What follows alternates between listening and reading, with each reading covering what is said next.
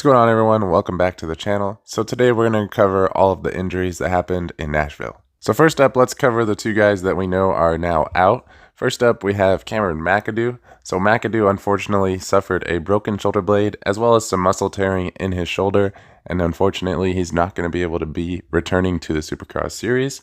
So I really hate to see that for Cameron. He went from being the points leader to now out of the series. It is worth mentioning that Cameron's not going to need to undergo any type of surgery, so you could expect to see him potentially back for pro motocross. But with that being said, he is going to be out of Supercross. Next rider we got to talk about is Ken Roczen. So Ken unfortunately did break his leg right where it meets his knee. So that's where the knee pain was coming from. And then he also broke his foot and a toe. So he's not going to be returning to Supercross either. Also, he's not going to need any surgery either. So he could potentially be returning to motocross at some point. I really don't expect him to be at the opener, but I do look to him to try to return to get some super motocross points built up for the playoffs and just get some momentum rolling for those SMX rounds. Next up, we have a couple riders that we could potentially see back racing in Supercross this season, but we haven't really confirmed that yet. First guy I want to talk about is Garrett Marchbanks. So we saw Garrett go down in the heat race. It did not look good. He hit his head pretty hard, so he did come out with a concussion as well as a broken thumb. He's not going to be undergoing any type of surgery or anything. And with the week off, he could technically, potentially come back. He could clear up a concussion protocol. And depending on how bad that thumb is, it's obviously going to be rough. But given the chance to get top 5 in points overall, I think he might try to come back. Another guy who is pretty banged up, but I do pretty much expect to see back next weekend is Levi Kitchen.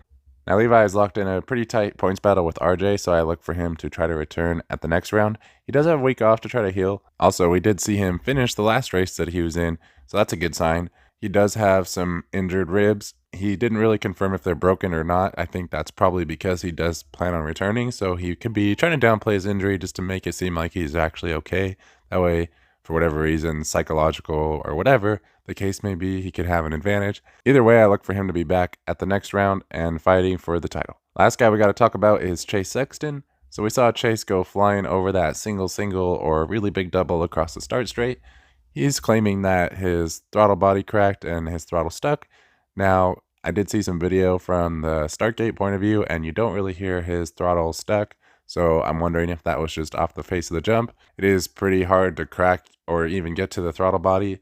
So I don't know exactly what happened, but whatever the case may be, it was a pretty weird crash and a hard hit.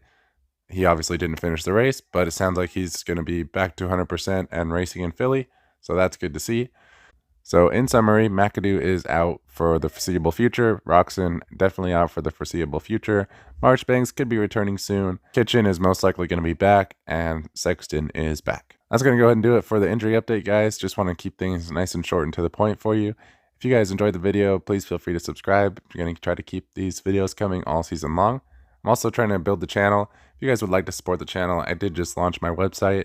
It's still a work in progress, but there's a shop on there where you could grab some Moto Fever swag and just other moto gear if you're interested in helping me out. With that being said, thank you guys for watching, and I'll see you in the next video.